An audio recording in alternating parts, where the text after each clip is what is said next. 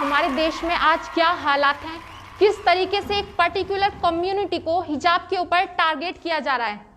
As I told you, today I am here to speak against this mentality and to speak on hijab and to tell you what is the importance of hijab in Islam and also in Hinduism, and to tell you why a woman must keep their self under veil. ये वो धरती है जिसपे औरतों ने दिए बलिदान है, कभी वो लक्ष्मी बाई बनी तो कभी रजिया सुल्तान है। नारी हर घर ग्राम की दुनिया को संदेशा है, कभी नायडू कभी कल्पना तो कभी मदर टेरेसा है। वही है राजपूती आन बचाती, कभी वो पद्मिनी रानी है, राजवंश की रक्षा हेतु पन्ना धाए कुर्बानी है।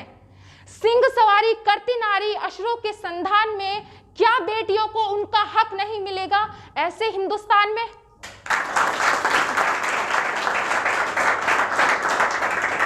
Assalamualaikum everyone, this is Zeba.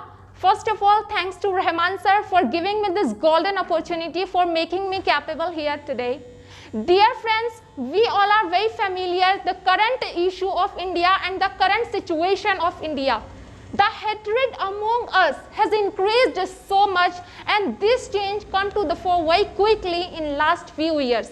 As new issue surfaced recently, hijab law in Karnataka, which was started from Udupi Inter College of Karnataka. There was a group of some students entered in the college one day suddenly and said to those girls to take off their hijabs, and said to principal, if those girls will come with their hijab in schools or college, so we'll come with our saffron scarves.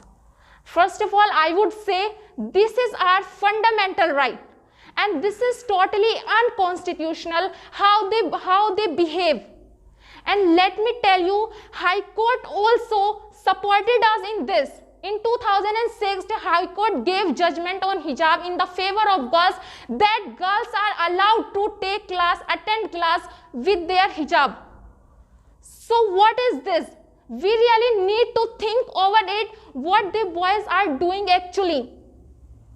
At that point of time, when we need to fight against for our education, जब हमें ज़रूरत है शिक्षा के लिए लड़ने की, जब स्टूडेंट्स को ज़रूरत है उनके बेहतर एजुकेशन सिस्टम के लिए मांग करने की, at that point of time they are protesting for their religion. They have to protest for their religion. Don't you think it is right or wrong? What do you think? And if they are protesting for their religious perspective, so let me tell you religious perspective on hijab in Hinduism and Islam.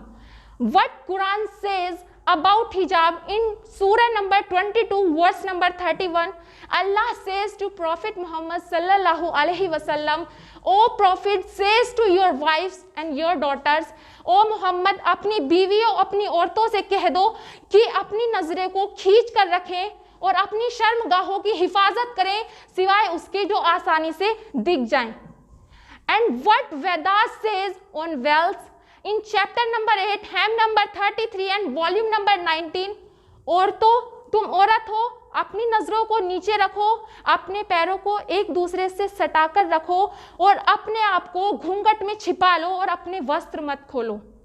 These were the reference from our holy scriptures in Hinduism and Islam.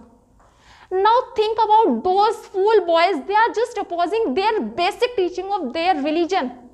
Just opposing basic teaching of their religion. And what we are doing, we are supporting them. I would say to those people who are supporting them in this, if there would be your sister and your daughter, so what would be your answer at that time? Would you have still been supported of them at that time if there would be your sister? We really need to ask this question to ourselves honestly. लेकिन हमें क्या ज़रूरत पड़ी ये question पूछने की? हम नफरतों में इस वक्त इस कदर घिर चुके हैं कि हम ये नहीं देख रहे कि सही क्या है गलत क्या है, बस एक दूसरे को नीचे दिखाने में घिर चुके लगे हैं. और हमारा हाल कुछ ऐसा है कि कुछ लोगों के मजहब बिक गए तो कुछ लोगों के ज़मीर बिक गए तो कुछ मजहब नीलाम हो गए. कुछ लोगों के ज़मीर बिक गए तो कुछ मजहब नीलाम हो गए. वोट मांगने वालों का भी नारा राम हो गए.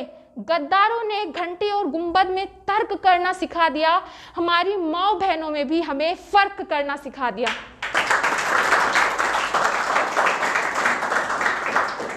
राम से याद आया जिस तरीके से उन लोगों ने उस लड़की को घेरते हुए एंड उसको फोर्स किया टू टेक ऑफ हर हिजाब एंड बुर्का और दे शाउटेड स्लोगन ऑफ जय श्री राम।